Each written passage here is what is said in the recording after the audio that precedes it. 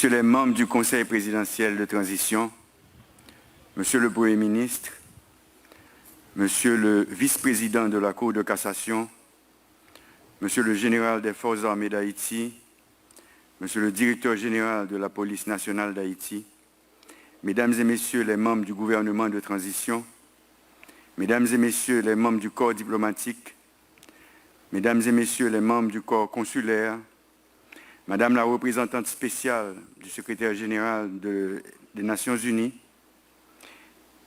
Messieurs et Dames des grands commis de l'État, Mesdames et Messieurs les membres de la presse écrite et parlée, Mesdames et Messieurs les distingués invités, chers compatriotes, haïtiennes et haïtiens de toute origine, membres de la diaspora, leaders communautaires, ouvriers, artisans, agriculteurs et jeunes bâtisseurs de demain, peuple haïtien. Le 1er janvier 1804, Jean-Jacques Dessalines, accompagné d'autres généraux de l'armée indigène, a proclamé l'indépendance d'Haïti aux Gonaïves, établissant ainsi la deuxième révolution dans les Amériques. Pour nous donner cette indépendance, Dessalines, Christophe, Pétion, Capois et les autres héros et héroïnes se sont unis pour combattre l'armée française. Nous nous sentons fort réjouis de pouvoir célébrer en ce jour solennel ce 221e anniversaire de notre indépendance. C'est l'occasion pour nous d'exprimer toute notre fierté de peuple pour cette liberté acquise par nos ancêtres qui ont su briser les chaînes de l'esclavage en déclarant avec courage notre pays indépendant, libre et souverain. C'est l'occasion pour nous d'honorer les sacrifices consentis par nos ancêtres pour fonder une nation sur les principes de liberté, d'égalité et de fraternité.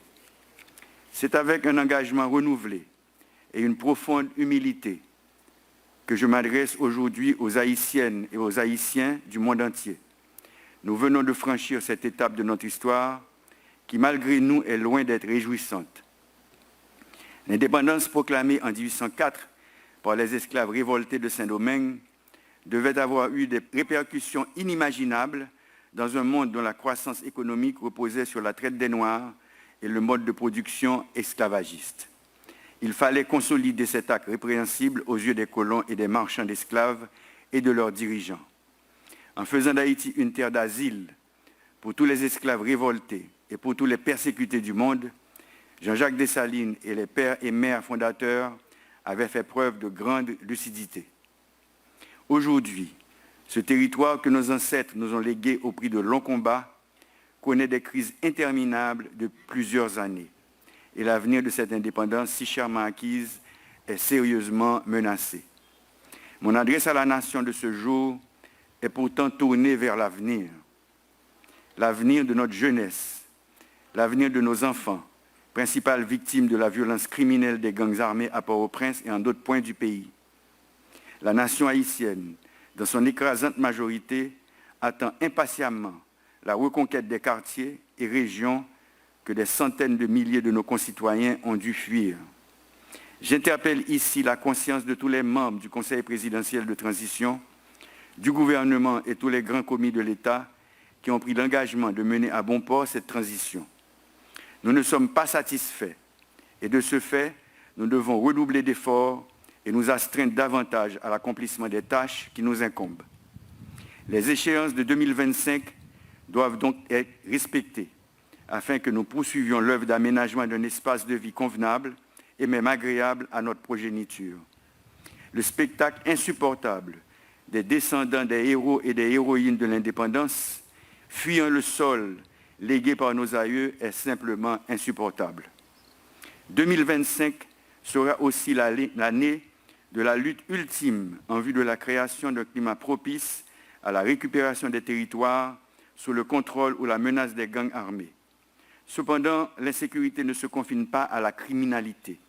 Comme on le répète si souvent, elle englobe l'insécurité alimentaire, économique, sociale et environnementale. La réorganisation de notre pays est une priorité pour les prochaines années. À l'approche des élections, nous attendons des futurs candidats des propositions de sortie de crise cohérentes et réalistes. À ce titre, l'électeur haïtien a un devoir envers ses enfants, envers lui-même, dans le choix des candidats ayant le mieux expliqué leur vision et les moyens de la concrétiser. La lutte électorale devra se situer à ce niveau et non en termes du nombre de fusils dont disposent ses partisans. Un plan de contrôle strict des armes à feu et des munitions est en phase de préparation. Nous avons sollicité et continuons de solliciter l'aide de tous les pays de la région qui ont fait ou font encore l'expérience des méthodes de lutte contre les organisations criminelles transnationales. Des approches sont en cours en vue de convaincre tous les membres du Conseil de sécurité des Nations Unies de la nécessité de changer le statut de la mission de sécurité et de support à la police. Nous remercions les membres des gouvernements de la CARICOM, du Kenya et des pays amis qui nous aident depuis des années à atteindre cette stabilité. Plusieurs démarches ont été entreprises en vue de permettre de mieux nous attaquer aux défis que représentent les gangs pour la sécurité publique.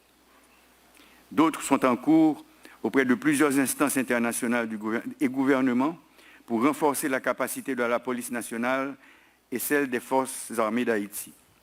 L'inauguration de la base militaire Vertia de Tabar, le 18 novembre 2024, est venue concrétiser le retour de nos soldats dans le combat pour la défense de la démocratie. Depuis le 2 octobre 2023, soit depuis plus de 14 mois, la mission multinationale de soutien à la sécurité a été approuvée par les pays membres.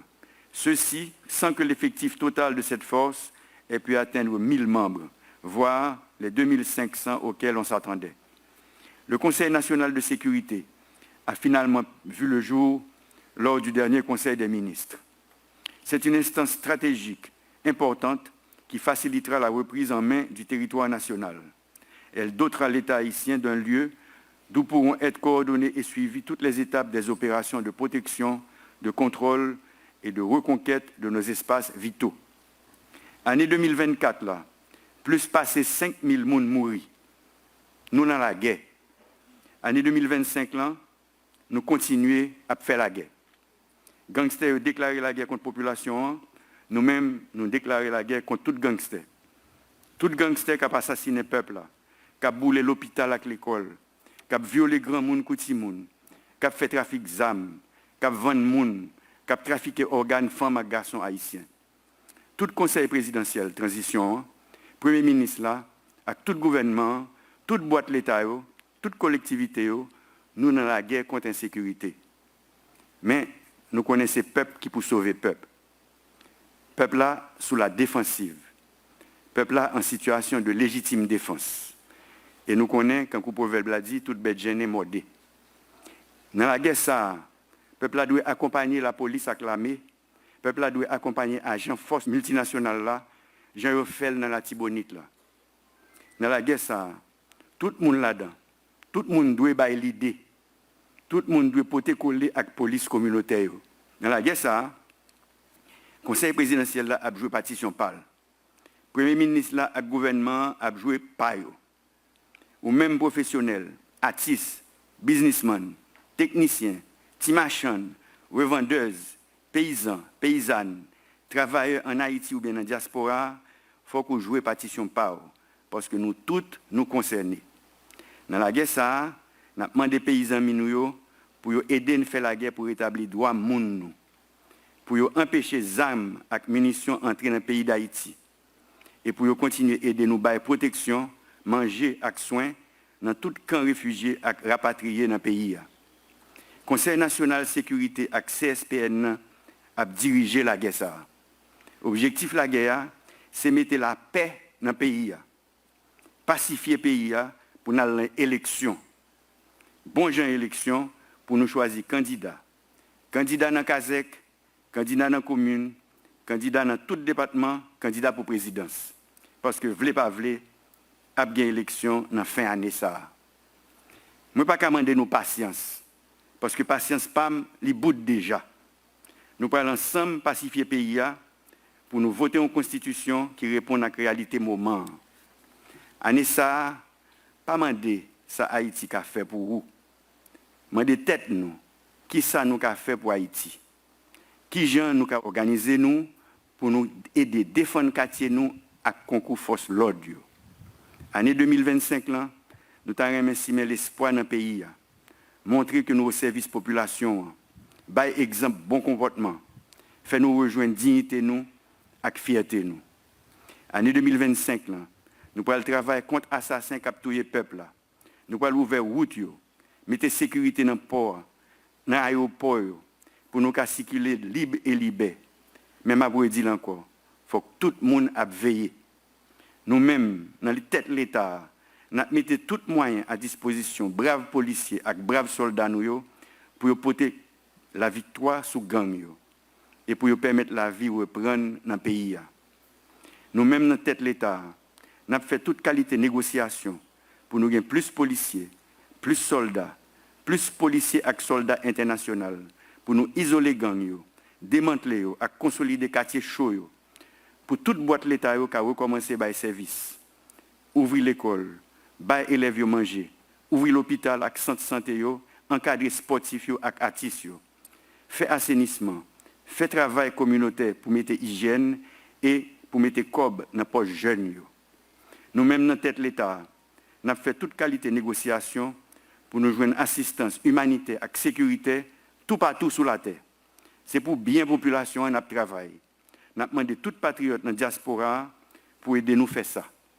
Nous avons demandé tous les médias pour entrer dans la guerre. Nous avons demandé nous-mêmes journalistes qui sont victimes tout le temps pour ne pas relayer les messages bandits qui ont terrorisé la population. Année 2025, c'est bicentenaire dette indépendance. 1825-2025, ça fait 200 ans. Depuis la France a fait nous payer sous menace toute route, toute infrastructure plantation avec esclaves que les colons ont établis sous le pays. Haïtiens de tous côtés, on nous saisi tête nous.